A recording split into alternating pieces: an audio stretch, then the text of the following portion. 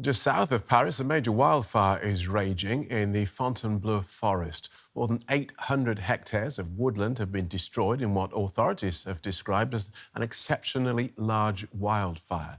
Just 60 kilometres from the French capital, the area is one of the world's oldest nature reserves. The Fontainebleau Forest is one of France's most popular natural tourist destinations. Hundreds of firefighters have been deployed across the area, but authorities say the blaze is not yet under control. We have reinforcements coming from all over France. Our main priority today is to contain the fire, meaning to stop its spread. But as I speak to you, the fire is still spreading. France is sweltering in its third major heatwave this year. Forest fires are rare this far north in France. Locals say they have never experienced anything like it before. I'm terrified. I've seen this on TV before, but you never realize what it's like. I don't think I've ever been so scared. Firefighting planes have joined the battle against the blaze. Much of the forest is difficult to access for ground crews. The fire has forced the closure of a major motorway ahead of the National Bastille Day holiday. Authorities suspect the blaze may have been started deliberately.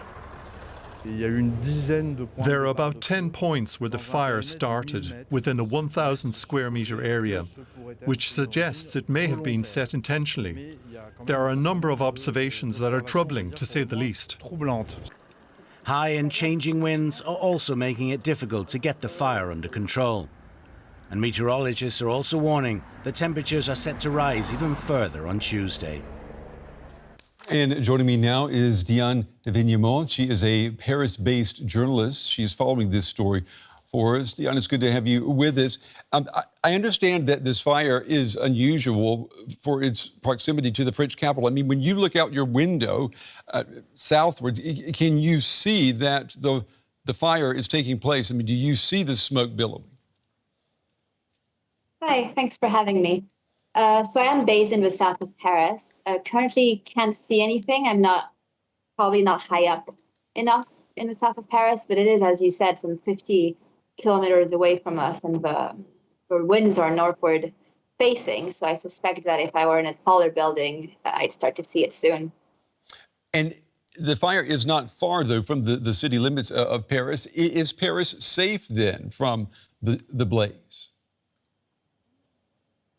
You know, we hope it is. There's a lot of concrete between the forest and the city. There's a lot of highways, you know, and things that are less likely to catch fire. So actually the highways might be our saving grace. You know, there's also, 500 firefighters and tons of firefighting planes trying to fight it currently. They've got easy access to water from the Seine.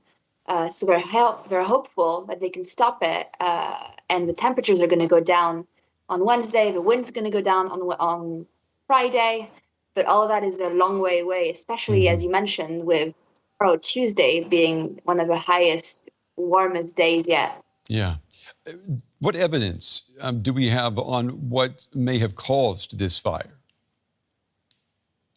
Currently, not a lot. As you said, the Interior Minister, who used to be the prefect of police in Paris, he says there's a lot of evidence that it might have been intentional. But, just yesterday across the country, some 250 fires started. Not all of them can have been intentional. They're doing a lot of prevention to teach French people how not to start fires. But it's so warm and it's so dry, and it's a holiday weekend and people are barbecuing, and it's hard to know as of yet what started this one. But what we know for sure is that they are starting all over the country and have been for weeks, and they don't usually start this early.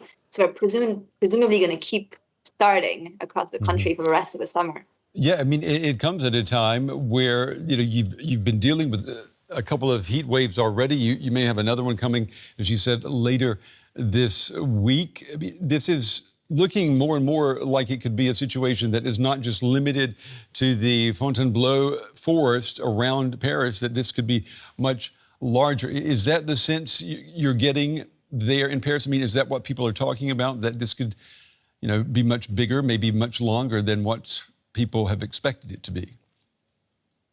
Definitely, definitely. I think over the past few years, France has gotten used to, more and more forest fires in the summer as the country gets warmer and drier. But it happening so close to Paris is definitely historic. People have gone back to like the 1860s for a fire quite that big in the Paris area. It's really rare this far north, but it's definitely not unprecedented in the country. The rest of the country is facing similar threats. And as I mentioned, we're in a holiday weekend, so we've got lots of people coming into Paris, lots of people coming out of Paris, and the major train line from the north to the south is currently blocked. The major highway from the north to the south is definitely blocked. So there's a sense that this is gonna inconvenience people beyond the ones that have had to flee their home, and hopefully get more people to care because it is Paris. Well, it is also, we know that Paris empties out in August. That's when people usually go on holiday and vacation. I'm wondering, is this going to have any impact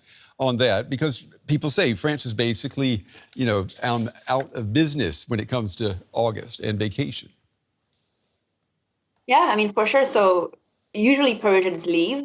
Parisians post our third heat wave are even more wanting to leave. I'm personally supposed to leave on Thursday, but like most people going south, the train line that I would be taking is the Paris-Lyon train line that is heavily, heavily disrupted by that. So Parisians might have a harder time coming out, but people might have a hard time coming in as well because the highways from the airports into the city are disrupted as well.